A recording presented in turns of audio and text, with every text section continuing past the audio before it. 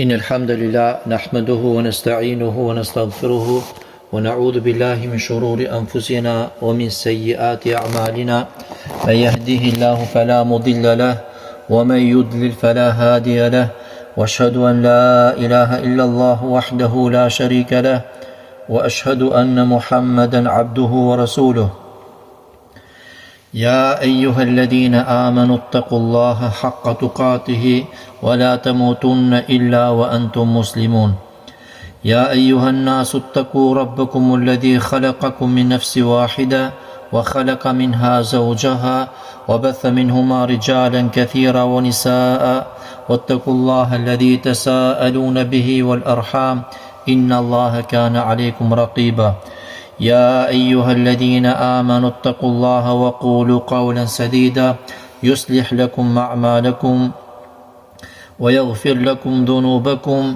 ومن يطع الله ورسوله فقد فاز فوزا عظيما أما بعد فإن أصدق الحديث كتاب الله وخير الهدي هدي محمد صلى الله عليه وسلم وشر الأمور محدثاتها وكل محدثة بدعة وكل بدعة ضلالة وكل ضلالة في النار أما بعد ما pas Inshallah, me lenin Allah subhanahu wa taala në natën e sotme do kalojmë në hadithin 534, hadithi I cili ka ardhur nga Qais ibn Talak dhe ky transmeton nga babai I tij I cili ka thënë: dolëm, pra ishim një grup 6 veta, pra një grup për 6 vetash dhe shkuam për tek dërguari I Allahut sallallahu alaihi wasallam. 5 veta kanë qenë nga fisi I Beni Hanife dhe një burr pra ka qenë nga Beni Daj'a ibn Rabia. Derisa arritëm tek dërguari I Allahut sallallahu alaihi wasallam dhe I dham besën atij dhe u falëm, pra fal namazin bashkë me të. Dhe lajmëruam në atë për vendin tonë, për tokën tonë, për tek vendi jonë, për të tokën jonë, që kishim një vend falje. Dhe kërkuam nga I dërguari I Allahut sallallahu alaihi wasallam që ai të merrte pra abdes.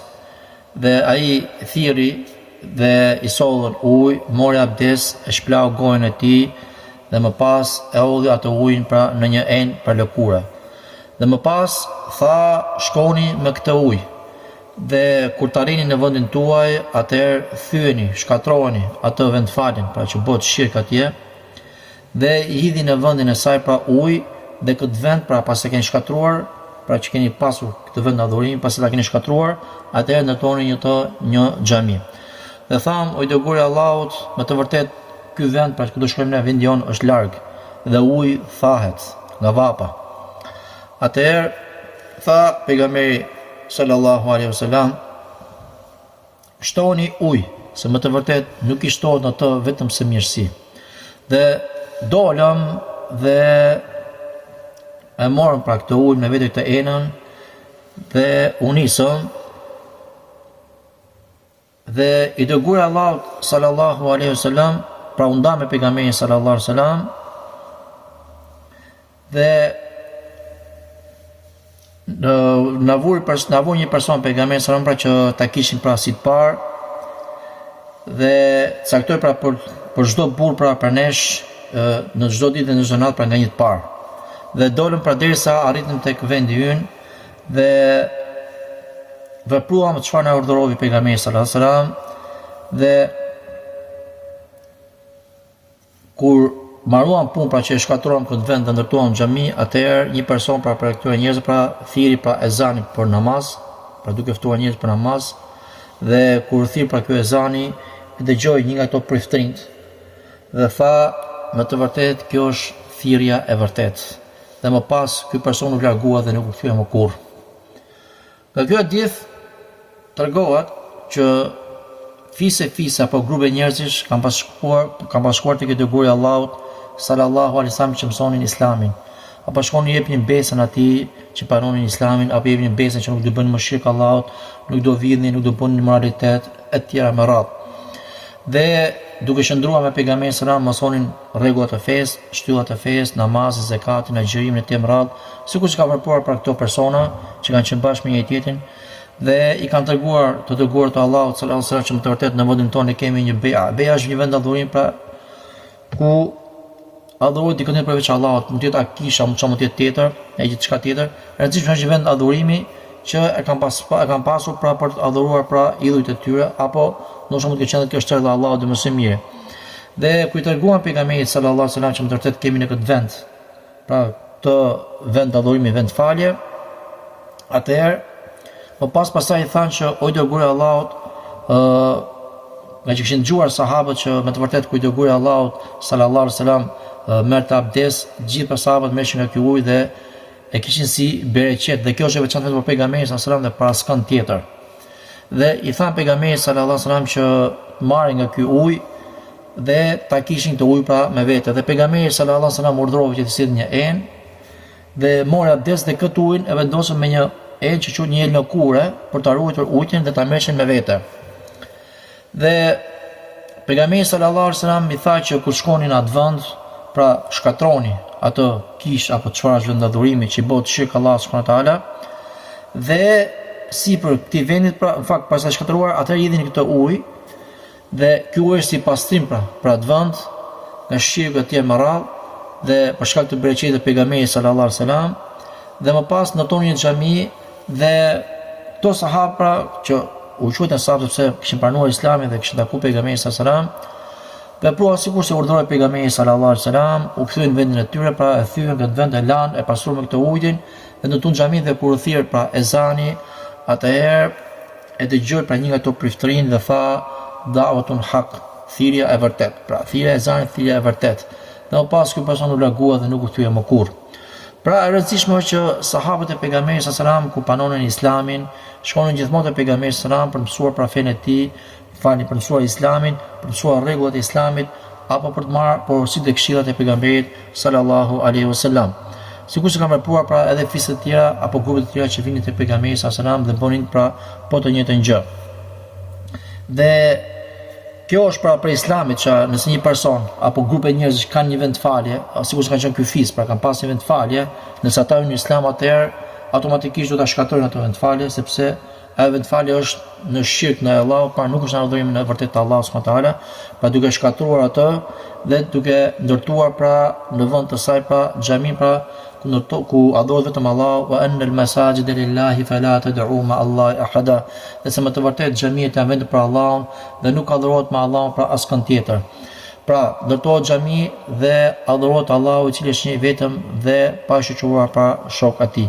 Po ashtu nga ky hadith kuptohet që me të vërtet lejohet pra, dhe kjo është e veçantë për pejgamberin sallallahu alaihi wasallam, që të merret nga uji i abdesit në mënyrë për shkak të begatisë pra që ka ai ujë.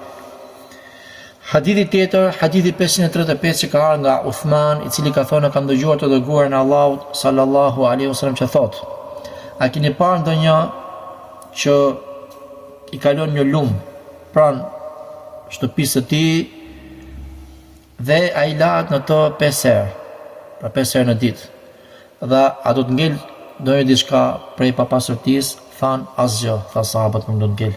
Tha pejgamberi sallallahu alaihi wasallam, me të vërtet namazet i largojnë gjunahet sikur se i largon uji papastërtinë. Në këtë hadith i dërguari i Allahut sallallahu alaihi wasallam na ka sjellur një shembull për të kuptuar çështjen më mirë. Dhe kështu ka vepruar gjithmonë i dërguari i Allahut sallallahu alaihi wasallam, pra jepte sahabëve shembull nga më të ndryshëm në mënyrë që ta kishin më të qartë çështjen. Dhe në këtë rast pejgamberi sallallahu alaihi wasallam ka sjellur shembullin e një lumi i cili kalon pranë shtëpisë së ndonjërit apo pranë vendit ku ai banon, dhe ai lahet atë 5 herë në ditë, dhe i ka thënë ato ngelet ndonjë papastërti në trupin e tij. Kanë thënë jo, kështu është shembulli i namazeve, pra për 5 kohë të namazit, pra nëse besimtari i fal të 5 vakte të 5 kohë të namazit, atëherë Allah subhanahu wa taala pastron atë sikurse uji pra pastron ato papastërtitë në trupin e njeriut. Pra Allah subhanahu wa taala e ka bërë namazin shkak për falje gjunahesh. Dhe s'ka në transmetime të tjera që ka thënë pejgamberi sallallahu alaihi wasallam, nga namazin namaz, nga gjuma në gjuma, nga Ramadanin në Ramadan, është falje gjunahesh nëse ai largohet pra të mëllajave. E rëndësishme është që Allahu subhanahu taala ka bërë shkak namazin që të jetë pastrim pra për besimtarin nga gjunahet. Pra besimtari bën gjuna në çdo kohë dhe ai nuk e kupton, dhe duke qenë se kur fut namazin e tij, atëherë Allahu subhanahu taala nëpërmjet namazit i shlyen gjunat e tij dhe kështu del besimtari i pastër. Pra, nëse ka fal namazin e drekës dhe deri në kohën e ikindis mund të bëjë gjuna që ai edhe nuk i di, atëherë me këtë namaz Allah subhanahu wa taala i shlyen pra gjunat e besimtarit i cili kryen për namazin e tij. Dhe akoma edhe më parsore është kur pa hyrë në namaz për besimtari ka premtim nga pejgamberi sallallahu alajhi wasallam dhe ky nga Allahu që kur ai merr abdes, Allah subhanahu wa taala i shlyen gjunat e tij me abdesin, qoftë edhe nëse bien me pikën e fundit.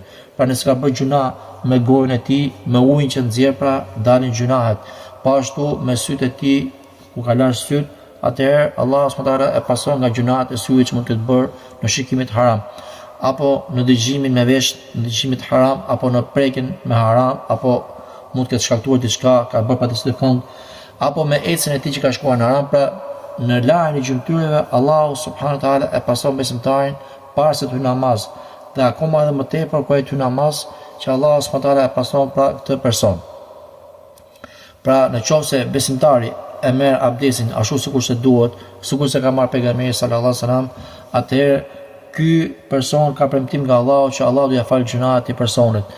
Edhe po ashtu nëse kryen namazin e tij ashtu sikur se ka falur pejgamberi sallallahu alajhi wasallam, po ashtu Allahu subhanahu wa taala pra nga namaz do të shlyejë pa të gjunat derisa ai besimtar pra të jetë i pastër. Hadithi 536 nga Abi Salih, i cili ka thënë 4 rekat para dhuhurit, namazit të drekës, janë të barabartë me namazin në kohën e sahurit. Pra sahuri është koha e të cilin besimtari e ka në mënyrë që të hajë syfyrin e tij. Për sa përket këtyre 4 rekateve, kanë ardhur transmetime të tjera që flasin për to 4 rekat, dhe ajo çfarë është më e saktë sipas argumenteve të tjera është që këto 4 rekat janë 4 rekat të suneteve të drekës. Dhe ka ardhur transmetime të tjera tek Suneni Tirmidhi, hadith i cili ka ardhur nga Abdullah ibn Sa'ib, si dërguari i Allahut sallallahu alaihi wasallam, ka qenë që falte 4 rekat pasi të hynte koha, pra pasi të ishte dielli në kulmin e vet, pra në majën në kulmin e vet, pra në qiell, pra në mes të qiellit, dhe në kohën që anon pak nga perëndimi, para dhuhurit, para namazit drekës. Dhe ka thënë pejgamberi sallallahu alajhi wasallam, me të vërtetë kjo është një kohë në të cilën hapen dyert e qiellit dhe dua që të ngrihen tek unë, pra këto punë e mia pa të ngrihen pra në këtë moment. Po ashtu është transmetuar nga pejgamberi sallallahu alaihi wasallam se ai i falte të 4 rekat pas zewalit. Zewali është kur dielli sa fillon të lviz për krah perëndimit, krah djathtë, pra që fillon të hyn koha e drekës. Dhe vazhdon hadithi pejgamberit sallallahu alaihi wasallam dhe nuk jepte selam vetëm se në fundin e tyre. Pra nga kjo hadith tregohet qartë që pejgamberi sallallahu alaihi wasallam i falte të 4 rekat pas zewalit, dhe kur themi pas zewalit tregon që ka hyrë koha e drekës. Dhe kjo është koha që hapen dyert e qiellit dhe pejgamberi sallallahu i falte 4 rekat, sikur kanë transmetime të ndryshme që dreka pra ka 4 rekat para farzit. Dhe i falte to 4 rekat dhe vazhdon hadithi që i falte vetëm me një selam, që do të thonë i falte 4 rekat dhe jepte selam vetëm në fund. Dhe jo sikur se praktikohet pra 2 nga 2. Mund ta falësh edhe 2 nga 2, fal 2 plus 2 tjera, që janë 4 rekat sunetet e drekës. Po ashtu i fal 4 rekat sikur s'ka transmetim pra nga pejgamberi sallallahu alajhi wasallam vetëm me një selam. Dhe këtë hadith ka përmend Sheikh Al-Albani në Silsilatus Sahiha, dhe ky hadith është me senet të mirë dhe është sipas kushteve të Muslimit. Gjithashtu ka një transmetim tjetër te Musnedi Imam Ahmedit rahimahullah, hadith i cili transmetohet nga Abi Ayyub al-Ansari radhiyallahu anhu, i cili ka thënë: i dërguari i Allahut sallallahu alaihi wasallam gjithmonë pra ka qenë, si ta themi, i varur, pra gjithmonë nuk i let asnjë 4 rekat në kohën e zawalit, pra çaj të dreka. Dhe i thashë i dërguari i Allahut, këto rekate që i fal këto 4 rekate, kam parë që ti je shumë i varur, pra i do shumë ato, pra nuk mund t'i lezot ato. Tha me të vërtet, dyert e qiellit hapen në kohën e zawalit, ditë të diellit, pra që ka lviz dielli, që ka hyrë dreka. Dhe që është para drekës. Dhe dua që të më ngrehet mua kjo punë e mirë, që ka në të hajër. Dhe thashë i dërguari i Allahut, a lexon për çdo rekat? Tha pejgamberi sallallahu alajhi wasallam, po. Pra ky është argument që në sunetet e drekës, nëse falen 4 rekat, pra kënohet për pas Fatihas, kënohet dhe nga një sure tjetër. Sikur se kënohet 2 që falen 2 dhe 2, që kënohet në çdo rekat pas Fatihas sure, edhe në këtë rast nëse falet këtë formë për 4 rekat pa tashahud mes, vetëm me tashahud fundfare dhe jep selam, për çdo Fatiha pra që kënohet për çdo rekat, kënohet dhe një sure pra nga Kurani, dhe ky hadith tregon pra o i dërguari i Allahut a lexon në të gjithën, pra në të gjitha rekatet, tha po. Dhe i thash, a ka ndonjë selam që i ndan këto dy namaze, pra që mund bëhen 2 nga 2, tha jo. Pra nga ky tashmë tregohet që pejgamberi sallallahu alajhi wasallam të namazin e drekës, pa që është sunetet e drekës, e ka falur 4 rekat dhe këndonte në çdo rekat, sikurse bëhet me 2 rekat, pra në çdo rekat suratul Fatiha edhe një sure tjetër nga Kurani, dhe e falte vetëm me një selam. Pra falte të parën, dytën, tretën, katën dhe fund fare bëte tashahudin dhe jepte selam. Pra nuk ishte 2 tashahude, por vetëm me një tashahud. Pra nuk është sikur se falet namazin me 4 rekat falin drekën, por se falet ndryshe, pra nuk përgjithëson namazit të farz, falet 4 rekat dhe me një selam që është në fund. Dhe kjo është suneti i pejgamberit sallallahu alaihi wasallam. S'ka ardhur në transmetim tjetër në Sunen e Abi Daud se pejgamberi sallallahu alaihi wasallam ka thënë 4 rekat përpara drekës nuk kanë në të në me tyre pra selam, pra që ka të mi selam, dhe hapen në të dyert e qiellit. Po ashtu kanë ardhur transmetime të tjera që ky namaz që është 4 rekat e ka shpërblimin pra krahasohet me namazin e natës. Pra në hadithin që lexohem më sipër, hadithin e temës, është se pejgamberi sallallahu alaihi wasallam ka thënë që 4 rekat përpara dhuhrit drekës është barabartë me namazin e sahurit. Që do më thonë, sahuri është pjesë akoma e natës dhe është kohë më e mirë që besimtari duhet bëj istighfar, o bil ashari hum yastaghfirun, dhe thotë Allah në Kur'an dhe në ato sufrit e tyre ata bënin istighfar, i kërkoni falje Allahut. Po ashtu është koha e fundit, që është koha më e mirë, është pjesa e 8 e natës dhe pejgamberi sallallahu alaihi wasallam këto 4 rekat i ka llogaritur sikur sa ai person i cili fal namaz në kohën e sahurit, pra që është koha më e mirë. Dhe është transmetuar pra një transmetim nga Ibn Abi Shejbe në Musannaf dhe Bejheqiu në Shu'abul Iman, si dërguari i Allahut sallallahu alaihi wasallam ka thënë 4 rekat pas zawalit, pasi ty koha e drekës, që është para dhuhrit, para farzit të dhuhrit, është barabartë me namazin që falet në sahur. Sikurse tema që hadithin e temës që më parë. Po ashtu me një transmetim tjetër ka ardhur në Tabarani në Fil Awsat, për në Awsat, kush i fal përpara dhuhrit 4 rekat, është sikur të ke bërë tahajjud, pra namaz natë, tahajjud min leiletihi, sikur ka bërë namaz pra në natën e tij. Pavarësisht në hadith pa ka përmend dietarët që ka dobësi e rëndësishme. Hadithi i temës është hadithi sakt, ka përmend Sheikh Albani te Silsilatu Sahiha, që i dërguari i Allahut sallallahu alaihi wasallam ka thënë që 4 rekat përpara dhuhrit është pra e njëjtë si namazi në kohën e suhurit.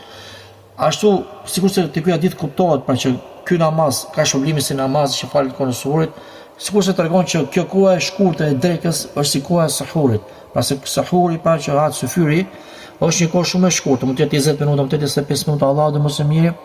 Edhe kjo koha e drekës pra është aq e shkurtër, është koha pra që hapet dyert e qiellit dhe pejgamberi sallallahu alajhi wasallam ka shfrytzuar për me namaz dhe këtë gjë do të bëj besimtari ta shfrytëzoj me namaz dhe nëse mbaron namazin tjetër muezini akoma si ka thirrur ikametin, atëherë të bëj dua pra që është ndërmjet ezanit dhe ikametit, apo të bëj dhikr apo të lexoj Kur'an, pra është koha që ngrehem punët sepse hapen dyert e qiellit dhe mos ta shfrytëzoj këtë kohë pra me gjëra të kota.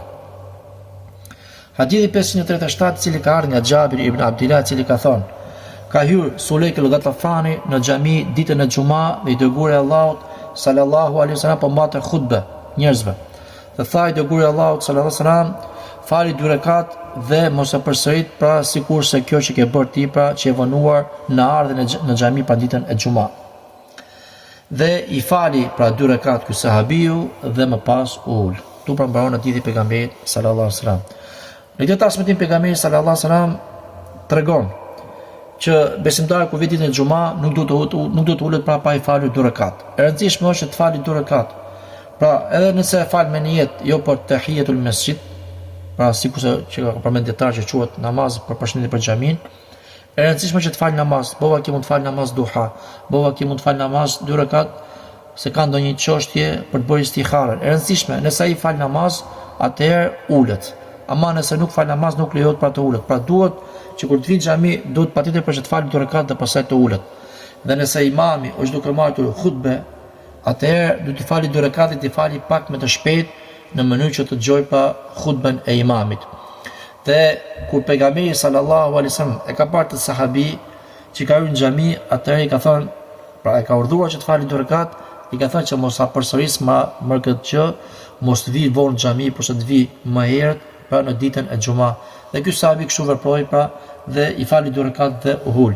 Po ashtu kanë transmetime të shumta që pejgamberi sallallahu alaihi wasallam ka përmend për të falur pra për 2 rekat që një zotulet pa falur 2 rekat në xhami për xhamin, pra mos ulet pa fal namaz, siç ka thënë dërguari i Allahut sallallahu alaihi wasallam, kur do vinë ndonjëri prej jush te imami është duke marrë hutbe apo del për të falur pra për në hutbe, atëherë për marrë hutben, atëherë le të fali pra 2 rekate.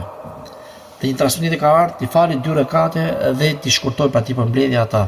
Dhe s'ka një transmetim tjetër që është mutafekun alej nga Xhabri ibn Abdillah, i cili ka thënë, erdhi një burr dhe pejgamberi sallallahu alaihi wasallam ishte duke mbajtur hutben dhe njerëzit ditën e xumë, dhe i tha, a u falo person o njeri o filan? Tha jo. Atëherë i tha pejgamberi sallallahu alaihi wasallam, fali 2 rekat dhe një transmetim ka ardhur pra fali pra me të shpejt.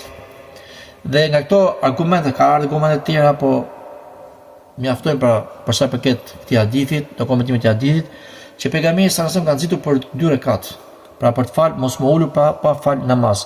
Dhe ky është argument për ata të cilët thonë kur imami është duke marrë hutbe, nuk lejohet që të bësh asnjë gjë pa as namaz, asnjë gjë për të ulësh direkt. Jo, është gabim.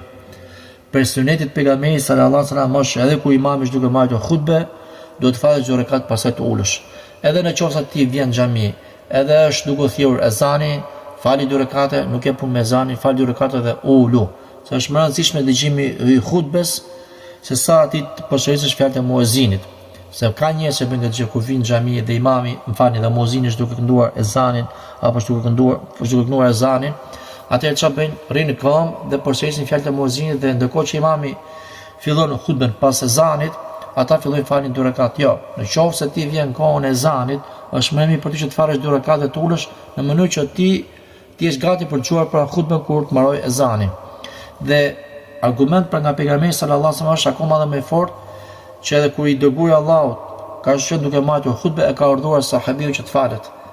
Dhe jo sikur se veprojnë disa hoxhallar që kur vjen dokush në xhami thënë ulu, nuk ka nevojë pra që të falesh, sepse do të dëgjosh hutben dhe jo të falesh. Jo, duhet të falesh pak më të shpejt në mënyrë pra që ta marrësh sa më shpejt dhe të dëgjosh pra hutben e imamit, dhe ky është suneti i pejgamberit sallallahu alaihi wasallam. Hadithi 538 cilë ka ardhur nga Abdul Malik ibn Rabi ibn Sabura ibn Ma'bad nga babai i tij dhe ky nga gjyshi i tij, i cili ka thënë dërguari i Allahut sallallahu alaihi wasallam, merrni sutër pra pengesën në namazin tuaj, dhe një transmetim le të marrë ndonjëri prej jush sutrën në namazin e tij, qoftë edhe me një shigjet. Pra hadithet e sutrës janë të shumta. I dërguari i Allahut sallallahu alaihi wasallam ka urdhëruar që besimtarit të falet pranë sutrës në mënyrë që mos ia prishë shejtani namazin e tij. Po ashtu ka përmend transmetime të sakta që është sa fundi i samarit të deves. E rëndësishme është që marrësh diçka për sutër, qoftë edhe një shigjet, që është e hollë, qoftë edhe një shkop, ta vendosësh. Dhe kjo është në mënyrë që ti truash të jesh kujdesshëm për namazin tënd.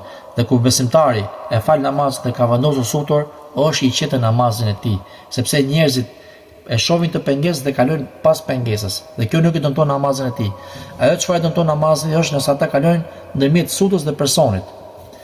Dhe çfarë është mbrapa nuk ka problem. Dhe duhet pra që besimtarët dhe ka dietar që me mendimin që marrja e sutës është obligim. Dhe nga argumentet shumë kjo është akoma edhe më sakta, që besimtari ka obligim që të falet vetëm se tek sutra. Sidomos në ato vende që ka njerëz, ka lëvizje, sidomos për xhamia, duhet të jetë i kujdesshëm për namazin e tij, qoftë edhe me një shtizë, si ka thënë, apo me shigjet, si ka thënë pejgamberi sallallahu alajhi wasallam, qoftë edhe me një shkop ta vendosësh. E rëndësishme është të vendosësh një objekt përpara vetes tënde. Nuk ka rëndësi se është i gjerë apo është i ngushtë apo është i hollë, e rëndësishme të kesh një objekt dhe të jetë gati sa i parakra, që është sa lartësia e faljes samarit të deves. Shka në transmetim nga Ebi Sejdi al-Khudri radiallahu anhu, i cili ka thënë dërguari i Allahut sallallahu alaihi wasallam, kur do falet ndonjëri për jush, le të falet tek sutra dhe të afrohet tek ajo. Pra të falet tek sutra dhe të afrohet tek ajo, në mënyrë pra që ti të më i kujdesshëm për namazin e tij. Në qoftë se dikush i vjen dhe kalon, pra e shtyn shejtanin për të kaluar, atëherë ky ta pengoj me dorën dhe ta luftoj atë person, pra mos arri pra që të kalojë sepse me të është shejtani. Edhe në qoftë se nuk kundërshton, ai ndoshta harron dhe shejtani ka bërë të harroj dhe kalon përpara besimtarit. Pra dhe kur ke sutrën, sikur je më i mbrojtur dhe e pengon atë, duke treguar që ai person automatikisht e kupton që do të kalojë pas sutrës.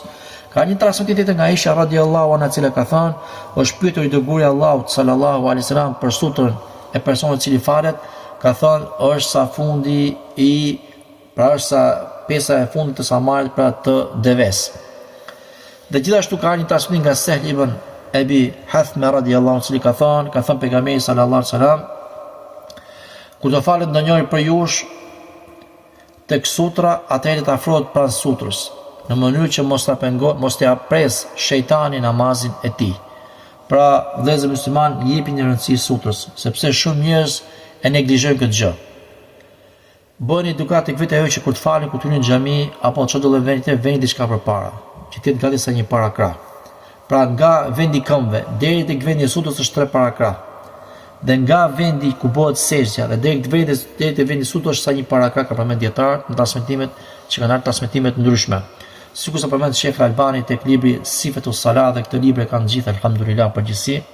Edhe nëse nuk e keni, mund ta shikoni në internet në mënyrë që ta mësoni namazin sikur se ka fal pejgamberi sallallahu alaihi wasallam, dhe ky është nga librat më madhështor që ka shkruar Sheikh Albani për në lidhje me namazin, i cili cilëson namazin e pejgamberit sallallahu alaihi wasallam nga tekbiri deri në selam. Dhe ka qenë pejgamberi sallallahu alaihi wasallam që gjithmonë shndronte pranë sutrës, dhe ndërmjet sutrës ka qenë 3 parakrah, kanë transmetime sakta, ndërsa ndërmjet vendit të kokës ku bonte sejdë dhe vendit ku ishte sutra që ishte muri për shembull është sa hapësira që kalon pra një dele, apo një transmetim ka ardhur një parakrah. E rëndësishme është që largësia nga vendi ku bëhet sejdë, aty ku vendos ballin, dhe deri tek muri që ke marrë për sutra apo në një shtizë apo në një objekt, të jetë sa për të kaluar pra një dele rreth një parakrah apo rreth 2 pllën. Hadithi 539, i cili ka ardhur nga Xhabir, i cili ka thënë dërguari i Allahut sallallahu alaihi wasallam, bëni ezanin çift dhe ikametin tek. Pra, për sa përket namazit, për sa përket ezanit, që të gjithë e dim që ezani është më i gjatë se sa ikameti. Pra, ikameti është sa gjysma e ezanit. Dhe i dërguari i Allahut sallallahu alaihi wasallam ka pas për qëllim që ezani të jetë çift, pra që ka më shumë fjalë, ka dopë fjalët, dhe ikameti pra të jetë tek, i ka ato fjalit pra nga një herë. Përveç asaj që është kat kamet salat, edhe fjala Allahu Akbar, Allahu Akbar. Pra, e shumta e fjalëve pra janë tek, kurse në ezan pra ato fjalë që janë tek pra në ikamet janë çift. Pra pejgamberi sallallahu alaihi wasallam e ka urdhëruar muezinin Bilalin radhiyallahu anhu që kur të thrasë ezanin, ta përmendë ezanin pra fjalët e tij pa të përmendë pra në çift. Dhe ezani është për të larmuar njerëzit pa dhe thirrët jashtë, në mënyrë që njerëzit ta dëgjojnë dhe ta afrohen për xhami për të falë namazin, e kundërta i ikametit që thirrët brenda xhami, në mënyrë që ta dëgjojnë besimtarët që janë në xhami dhe të afrohen dhe të rreshtohen për të falur pra namazin. Dhe fjalët e ezanit kanë në transmetime të sakta nga pejgamberi sallallahu alaihi wasallam, hadithi që është i njohur, pra hadithi i Abdullah ibn Zaid radhiyallahu anhu, i cili ka thënë, kam qenë në gjumë dhe ka parë një ëndër për që njerëzit mbashin pra një kam pasë që futët pra një brirë pra që e përdoshin për të thirrur për namazin e tyre, për faljen e tyre, dhe pastaj i shfaqën në ëndër që ka thënë pa çfarë të vepoj, atë i është thënë në ëndër pra që thirr me të për namaz. Pra me këtë dhe ka thënë, pastaj ka thënë ëndër, a nuk do të tregoj ty për një gjë më të mirë se kjo, pra kur të stiftosh njerëzit për namaz, atëherë i thash po, dhe i është thënë në ëndër, pra thuaj Allahu Akbar, Allahu Akbar, Allahu Akbar, Allahu Akbar, pra që është ezani, ashhadu an la ilaha illallah, ashhadu an la ilaha illallah, ashhadu anna Muhammadan rasulullah, ashhadu anna Muhammadan rasulullah, hayya ala salah, hayya ala salah, hayya ala falah, hayya ala falah, Allahu Akbar, Allahu Akbar, la ilaha illallah. Pastaj vazhdon hadithi, ka thënë, u vonua pak tek unë për ky person që i mësoi ezanin, Dhe i tha pastaj që kur të thrasësh ikametin, pra që të bëni gati për të falur namazin, atëherë thuaj Allahu Akbar, Allahu Akbar. Pra dy herë Allahu Akbar, jo katër herë sikur se ezan. Për ka thënë Allahu Akbar, Allahu Akbar, ashhadu an la ilaha illallah, ashhadu anna Muhammadar Rasulullah, hayya ala salati, hayya ala falah, qad qamatis salatu, qad qamatis salah, Allahu Akbar, Allahu Akbar, la ilaha illallah. Dhe të regon, transmetuesi i hadithit, dhe kur u gdhiva, pra që ka pa të ëndër, shkova te dërguari i Allahut, sallallahu alaihi wasallam, dhe lajmërova për të ëndër që pash. Dhe më tha, me të vërtet, kjo është ëndër e vërtet, inshallah. Dhe ngriu dhe shko bashkë me Bilalin dhe të regoja këto fjalë pra që ke parë pra në ëndër. Dhe Bilali pra thrasi ezanin pra me këto fjalë pra që ke parë ti në ëndër. Sepse ai pra ka zë më të fuqishëm, më të bukur, më të mirë pra për të ezan. Pra i thash shko te Bilali dhe mësoj këto fjalë sepse ai ka zë më të mirë. Dhe shkova tek Bilali dhe ja tregova këto fjalë dhe ai thiri ezanin pra me këto fjalë. Dhe kur Umar ibn Khattab e dëgjoi këtë thirrjen, pra ka qenë në shtëpi dhe ka dëgjuar ezanin, për shkak e parë që thirrste ezanin, atëherë del më njëherë duke të hequr rrobën e tij zvarr pra nga nxitimi dhe shkon pra tek pejgamberi sallallahu alajhi wasallam, thotë me të vërtetë betohem pra në Allahun, i cili ka dëgjuar me të vërtetën e dëgjuar Allahut, e kam parë dhe unë në ëndër sikur se kjo. Dhe tha i dëgjuar Allahut sallallahu alajhi wasallam, "Felillahi alhamd", pra dhe për Allahun shpërndërimi. Hadithin e ka transmetuar Abu Daudi pra me sanad sahih, pra hadithi është i njohur pra te dietarët e hadithit, pra në këtë hadith është përmendur ezani, është përmendur dhe ikameti. Ezani është përmendur me fjalë çifte, ikameti është përmendur me fjalë teke, përveç tek fjala kat kamet salatu, kat kamet salat që kanë transmetuar që pejgamberi sallallahu ka përjashtuar pra këtë fjalë, pra që ezani është tek përveç kësaj që është thirrje për kat kamet salatu, kat kamet salat. Hadithi tjetër, hadithi 520, i cili ka ardhur nga Ebi Hurajra radhiyallahu anhu, i cili ka thënë: I dërguari i Allahut sallallahu alaihi wasallam pa një burr që po falej dhe muezini ishte duke thirrur kametin dhe i tha i dërguari i Allahut sallallahu alaihi wasallam atij personi që po falej: a e duke bërë pra dy namazë bashk? Pra ai duke bërë dy namazë bashk. Pra në këtë hadith tregohet qartë që pejgamberi sallallahu alaihi wasallam ka parë një person që po falesh pra. Dhe muezini thiri kametin dhe i shkoi dhe i tha: a janë bërë dy namazë, pra që është bërë dhe 2 rekat sunet e sabahut bashkë me 2 rekat farz të sabahut. Pra përdesa muezini është duke thirrur ikametin për të falë namazin e sabahut, për të falë farzin, atëherë nuk mund bëhen këto 4. Pra ti duke falë 2 rekat sunet edhe ndërkohë që po falet pra farzi. Pra që namazi i sabahut nuk ka 4 por se ka 2. Pra në këtë hadith pejgamberi sallallahu alajhi wasallam i ka mësuar besimtarëve se cila është më parësore pra, dhe ku duhet të jepet përparësi pra në veprat e mira. Dhe ajo që kuptohet pa nga këtë hadith është që obligimi namazi farz është më parësor sa namazi i suneteve që mund të falë besimtari. Dhe kjo ka ndodhur në namazin e sabahut, sikur ka transmetime të tjera që ky person ka qenë në namazin e sabahut dhe ka qenë duke falë sunetet e sabahut. Dhe pejgamberi sallallahu alajhi wasallam e ka penguar atë që të falet në mënyrë që ta lejë atë namaz dhe të shpërngullet pra një adhurim tjetër që është më i rëndësishëm, që është obligim, namazi farz. Dhe këtë nafile pra apo këtë sunet që është suneti i sabahut, në këtë rast kur e dëgjoni kametin, do ta ndërpres pra dhe mund ta fali edhe më mbrapa, mund ta fali mbasi marrë dhikin pas namazit, apo mund ta fali edhe pas lindjes së ditës, ka ardhur në transmetim pra tjetër. E rëndësishme është që kur thirret ikameti, kur muezini thret ikametin, atëherë namazi duhet ndërprer. Qoftë e ke filluar fillim çeke, qoftë e ke filluar edhe më parë, e rëndësishme është që ti ta ndërpresësh këtë namaz, sepse ajo që do falësh ti pra që është farzi është më e rëndësishme se sa ky namaz që je duke falur. Ka mendime ndryshme nga dietarët, kush ka thënë nëse ti ndodhesh pak para selamit, nuk do ta prishësh atë namaz, por se ta plotësosh atë namaz. Disa të kanë thënë që do ta prishësh sepse pejgamberi sallallahu alajhi wasallam nuk ka caktuar në çfarë lloj rekati, a edhe në rekati e parë apo në rekati e dytë. E rëndësishme për të larguar ihtilafit dietarëve, më mirë është ta lesh këtë gjë, dalësh nga namazi direkt, nuk është nevojshme të japësh selam nga krahu i majtë apo nga krahu i djathtë, por se det direkt nga namazi pra pa selam. Dhe largohesh dhe hyn direkt në saf pra me besimtarët për të falur namazin farz që është thirrur ikameti për të. Pra nuk lejohet për besimtarët pra kur ikameti thirret për namaz ose do namazi që të falit para ndonjë namaz tjetër. Akoma më e keqe është kur thirret ikameti dhe ti e di, po e dëgjon ikametin që thirrsh dhe ti lidhesh direkt për namaz për të fal pa nafile. Kjo është akoma edhe më e rëndë, ama për ata të cilët janë duke falur ndonjë nafile apo ndonjë sunet dhe janë përpara selamit, për to është akoma më e lehtë, sepse edhe dietarët tjerë kanë që komentojnë që kjo vlen për ato që janë në fillim të namazit dhe jo në fund. Pra, kjo është akoma edhe më e keq për nëse ti futesh në namaz dhe je duke dëgjuar pra ikametin e muezinit. Pra, vëllezër musliman, një jepi një rëndësi kësaj gjëje, me të vërtetë njeriu mund të duket pak e rëndë që pse ta lë këtë namaz, musa e kanë filluar, është obligim, marrë shpërbim, por se merr shpërbim akoma edhe më të madh nëse lë këtë namaz dhe i bashkangjitet besimtarëve për të falë namazin, të cilin ka detyruar Allahu subhanahu wa taala që është namazi fars. Dhe sikur s'ka ardhur një transmetim nga pejgamberi sallallahu alaihi wasallam, i cili thotë kur të thirret ikameti për namaz, nuk ka namaz përveç se namazeve të detyruar që janë namazet fars. Pra në ky është hadith, argument i qartë dhe i fortë që nuk ka namaz pra kur thirret ikameti, pra nuk ka namaz nafile, por se ka vetëm namaz fars, atë që ka urdhëruar Allahu subhanahu wa taala.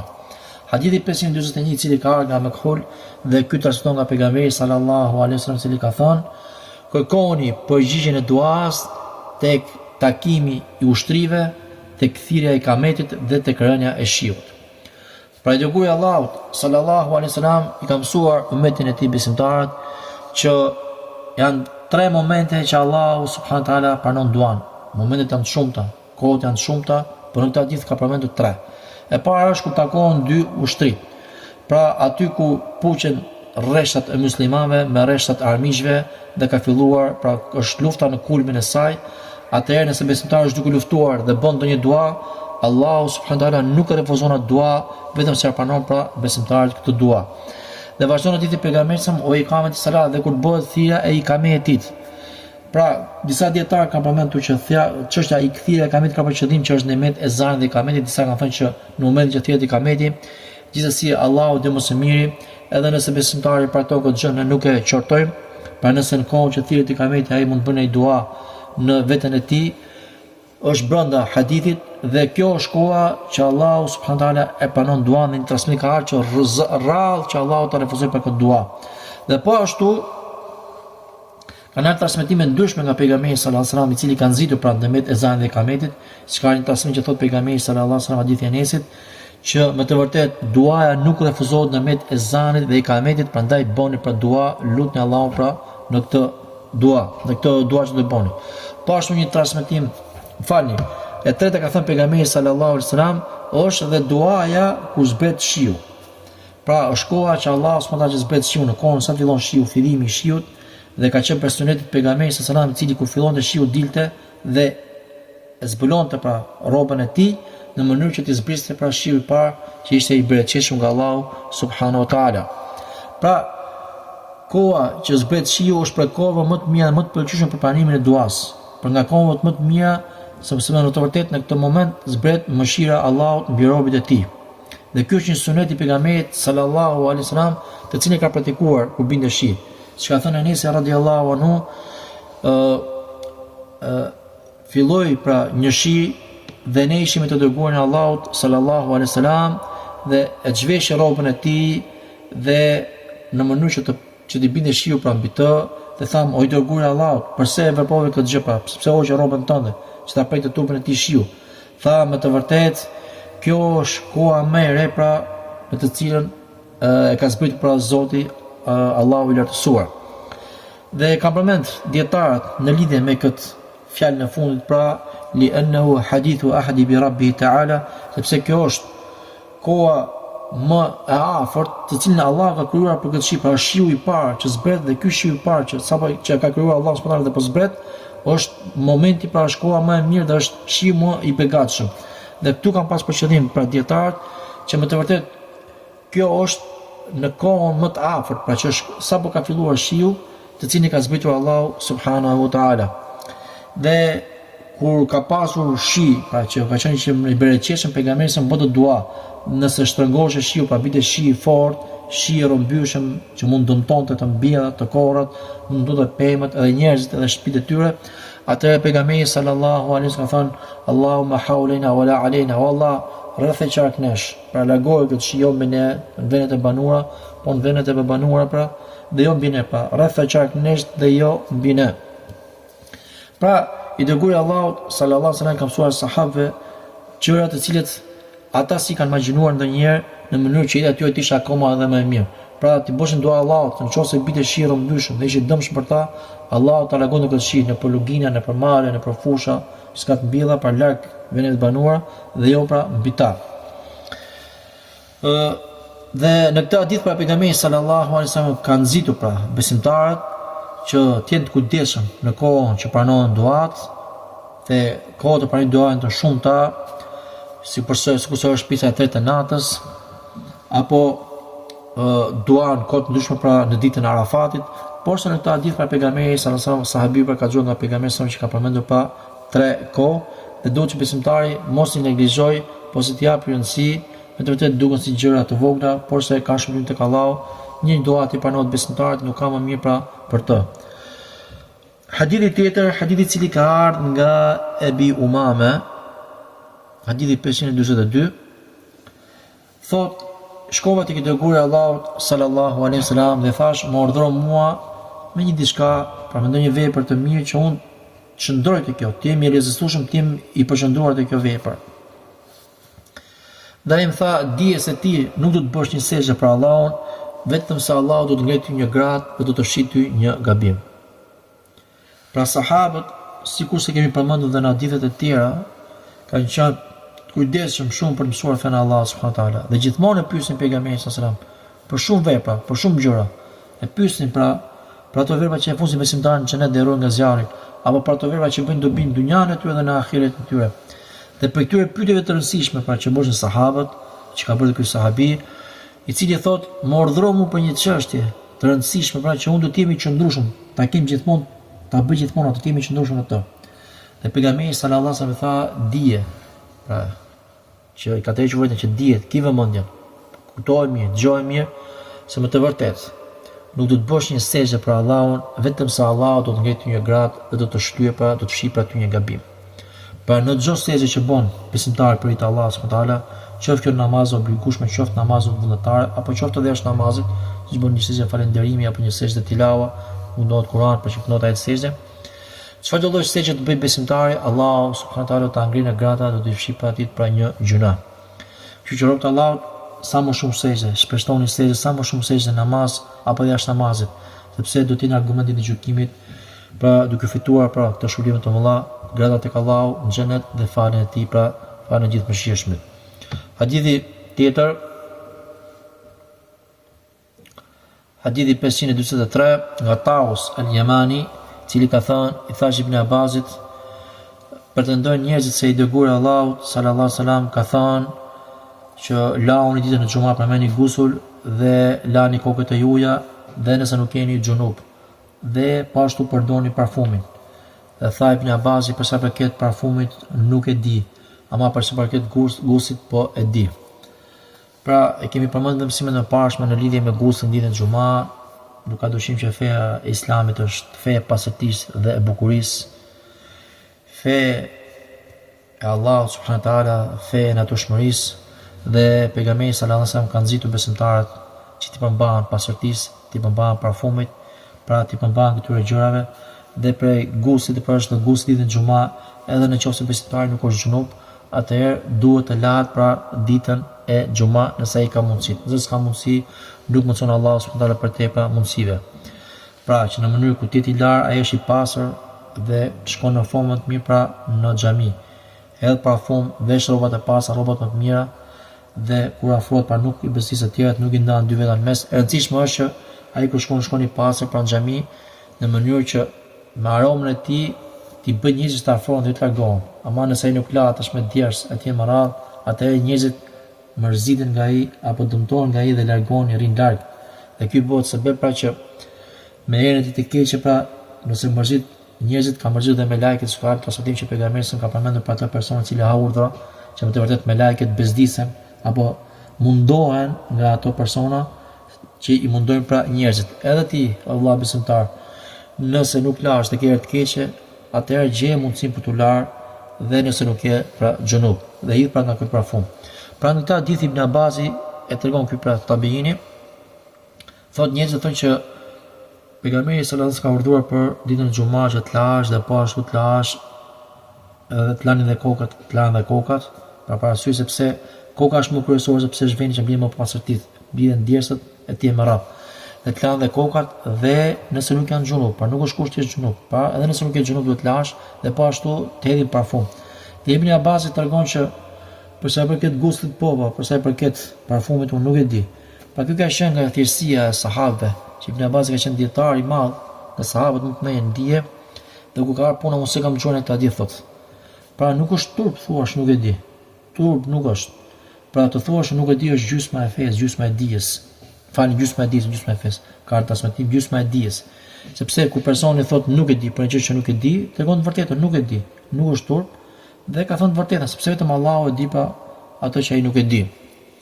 Dhe ky sahabi ka thënë për sa përket gustit, për sa përket parfumit unë nuk e di, për sa përket gustit po e di që ka ardhur një hadith. Dhe nuk është kusht që në qoftë se një person, një transmetues hadith apo një sahabi nuk e di një çështje, nuk është kusht që do të ditë me dorë mos ky person. Nuk e di ky, e di dikush tjetër. Pra, kanë ardhur transmetime ndryshme, pra që dietarët kanë përmendur për filan çështje dhe kanë thënë që kjo është kështu dhe s'ka tjetër. Ndërkohë që nuk i ka ardhur argumenti dhe vjen dikush i thotë, "Jo, ka dhe kështu." Pra, ka dhe kështu. Ai thotë, "Jo, është kështu." Ama ky flet për ato çfarë di.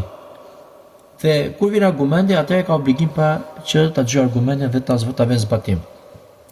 Për shembull, Aisha radhiyallahu anha ka transmetim që thotë këtë dëgjoni që thotë që pejgamberi sallallahu alajhi wasallam ka urinuar në këmbë, mos i besoni thotë.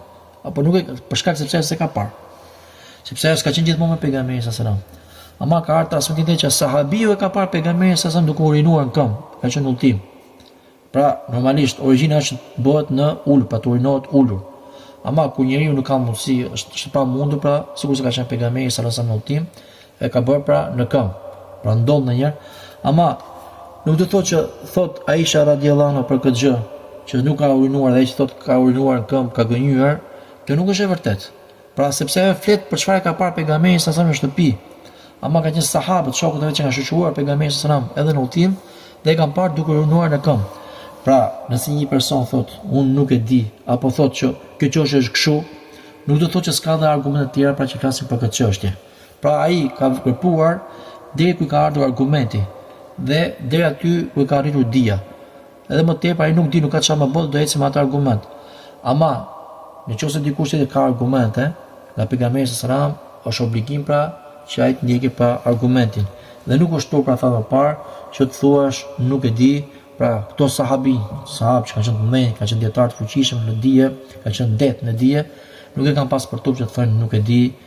Pra, dhe jo sikur se ndodh me disa njerëz që kanë arritur disa nivele në dije dhe nuk e pranojnë pra. Çfarë bëjnë kur pyeten për një diçka që ata nuk e dinë, dhe janë sigurt që nuk e dinë, çfarë bëjnë fillojnë të bëjnë dredha. Pra, i vërdallisen pyetjes së personit si me gjeti përgjigje. Është më e mirë për atë person që pyetet për diçka që nuk e di, thotë që nuk e di se sa të bëj gjëra të tilla, të bëj lojë të tilla, dhe më pas pra pa kuptuar mund të arrijë në shpifin e pejgamberit sallallahu alajhi wasallam apo në shpifin e Islamit, sepse ai po jepi gjykim pra që ai nuk di, po ndërton mbi padituri dhe po janë vesh pra Islamit. Pra vëllezër musliman, për një gjë që nuk e dini, ta bëni edukat, thonë nuk e dim. Jo të bëni rolin, nuk është turp, nuk është ulje, nuk e di s'ka ndonjë gjë. Është normale, janë dietarë thonë nuk e di. Imam Malik është pyet për shumë mesela, për shumë çështje, ka thënë nuk e di. Është shumë dietar të tjerë. Dietarët e kohës sot kanë pyetur për shumë gjëra. Ka thënë nuk e di, nuk është turp. Thuaj nuk e di kur nuk e di. Dhe ja të bësh vepër sikurse pasuesit e epsheve dhe bidateve, kur pyeten për një gjë nga që s'duan të bien sy që e morën veç njerëzit më thonë se unë them unë nuk di, atëherë do të bie ajo vlera ime tek njerëzit. Do të bie reputacioni im tek njerëzit dhe njerëzit nuk e marrin më fjalën time. Jo valla. Ka për të ngritur Allah, ka për të dhënë Allahu kënaqësi, se kënaqësia është dorë të Allahut. Dhe Allahu kënaqëri besimtarit i cili është sinqert. Në këtë rast, personi i cili bën gjëra të tilla nuk është sinqert. Pra thuaj nuk e di nëse nuk e di. Dhe për atë që e di, thuaj e di dhe sqaroje, sikur ka ardhur transmetimi nga pejgamberi sallallahu alaihi wasallam. Elusum Allah subhanahu wa taala të bëjë dobi me të që tham. Walhamdulillahi rabbil alamin. Sallallahu sallam ala nabiyina Muhammad wa ala alihi wa sahbihi ajma'in. سبحانك اللهم وبحمدك أشهد أن لا إله إلا أنت أستغفرك وأتوب إليك الله يشمل فتنيا